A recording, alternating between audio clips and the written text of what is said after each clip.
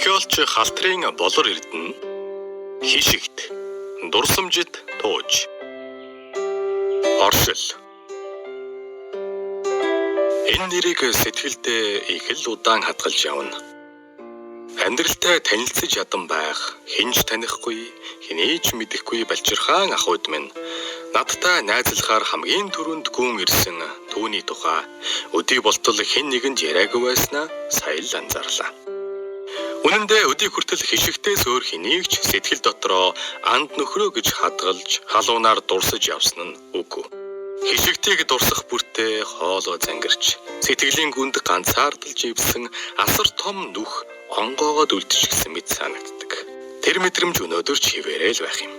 Хишигт минь намайг харахаараа л харцанд нь тийм гихийн тэмдэггүй зөөлн туяа хурж хөл дээрээ цэг зогсоод ам ангасан даруйд минь угтан гүйж ирэхэд бэлэн болдгсон. Яагаад энэ олон жилийн дараач тэр зураг өчигдрийнх мэт нүдэнд тод үлдсэнийг хэлэхэд бэрх. Хашааны төмөр шонгоос том гинжээр уяатай байгаа боловч миний хувьд уул мэт нөмөр түшиг маань хിവэрэл байсан юм. Аавыг орж гарах тоолонд хишигт хамрынхаа угаас битүү занал хийлсэн өнгөөр сэм архирна. Аавч тэр болгонд нь атирсан ширүүн хөмсгөө өргөн хөмхий зуугаад нударгаа атхан зангаж хорчоонтойгоор инэд алддаг байлаа. Аав маань өдгөн хар хөмсөгт хөмсгнийхөө дороос өрөмдөх мэт цоргин ширтсэн хар нүдтэй хүдэр том бие хүрлгэр бараан царайтай хүн байлаа. Түүний нүүр харагдам гялгар хороомных нь ул өсгийг бүдүүн хар ирзэнээр монголчлон зузаалсан тул уул шиг том бие нь бөөрч нүсэр болж харагддаг байсан юмдаг. Хорууны өндөг эсгэх шахам эндүүдсэн офицер ногоон өмднөх нь нуглаас түүнийг эгц шулуун зантай эрс шийдэмгийн нэгэн гэдгийг илтгэх мэт үргэлж тэгш шулуун харагддаг байсан.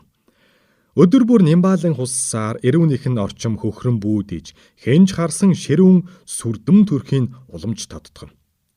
Найз нөхөр том жижиг гэлтгүй хүмүүртэй тоглоом шоглоомын алим боловч байнга заналтай занд чуу дуугаар тохуурхан харьцаж савл хийвэл илэглэн гутааж түүнд нь барьц алдсан хэнийг ч болов тэр том биенээс гарамгүй нам өнгөөр жингнэн шоолдог байсан. Тэрний хувьд арчаагүй дорой байдалтай амьд амтан бүхэн дээрлэхүүлж байхдаа таарсан амьтад байсан юмдаг. Дорой байна гэдэг нь өөрөө уучлж болшгүй үзэгдэл гэж тэр үзнэ.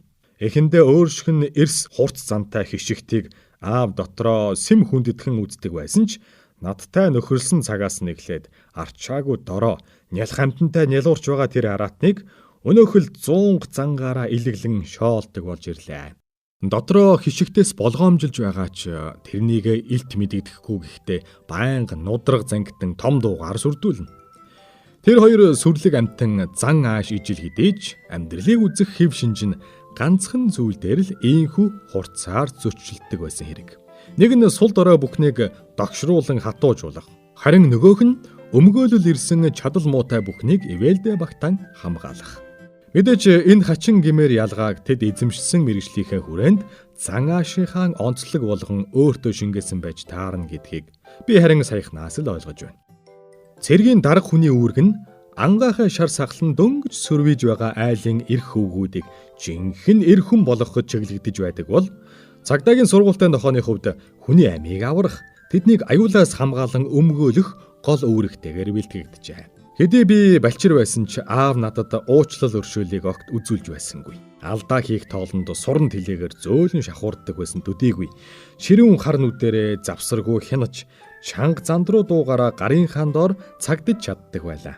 Эмээ өвөө дээрээ өссөн эрх охин миний хувьд гинэтхэн бий болсон бөөрөнхий цагаан гэр эрх чөлөөтэйгээр зугаалж болох хэдхэн хавтгай метр талбай бүхий тэр хашааны амьдрал анхандаа тун сайхан санагддаг байсан юм. Тиймээс ч аав гэж нэрлсэн тэр ширүүн хүнийг бүх хүүхдэд хизээ нэгэн цагт оногддог ямар нэгэн аймаар зүйл гэдэгт итгэлтэй байсан юм. Хүүхдүүд болохгүй хэрэг хийж томчуулын хийж бүтээснийг сүйтгэж магадгүй учраас тийм амар хүмүүсийг нэг л өдөр бурхан надад оноосон шигээр бусад хүүхдүүд ч бас илгээчихдэг байх гэж бодно. Энэ нь өөрт оногдсон яхир хөв заяага нулимсаа төвчин туулах их хүчийг надад өгдөг байлаа. Ер нь бол сургуульд орохоор бие бэлтгэж байгаа хүүхэд бүхнийг ийм л хөв тавилан ухтдаг юм болов уу гэсэн бодлоор аавын хий гэсэн бүхнийг дуулууртайгаар хийдэг байлаа. Гэсэн ч заримдаа хэдрүүлэн шахуурдсан сурны амт хэтэрхий гашуун төвчгэд бэрх санагдах тул өөрөө ч мэдлгүй орь дуу тавин чангаар үйлдэг байж тээ. Ингэж үйлж байгаадаа өөртөө дургуул гэж энэ зэргийн имийг даваад гарчиж чадахгүй байгаадаа гомдох үе бас бий. Тийм үедээ хишгтэй хүзүүдэн аваад хүзүүнийх нь галгар хар үсэнд нулимсаа арчин мэгшин. Намайг уйлах бүрт гинжин дотроо байж ядан цовчих хишигтийн гинших архирах ээлжилсэн цөхрөнг дуу чихний үзүүрт тодхон сонсогддог байлаа. Аав хизээч шалтгаангүйгээр намайг шийтгэж байгаагүй юм. Хуруугаараа амандаа хийх нь буруу. Ариун цэврийн талаас ч тэр, ёс зүйн талаас хааж тэр. Тийм үед аавын ширүүн харнууд аянга мэт гялсхийн цахилна.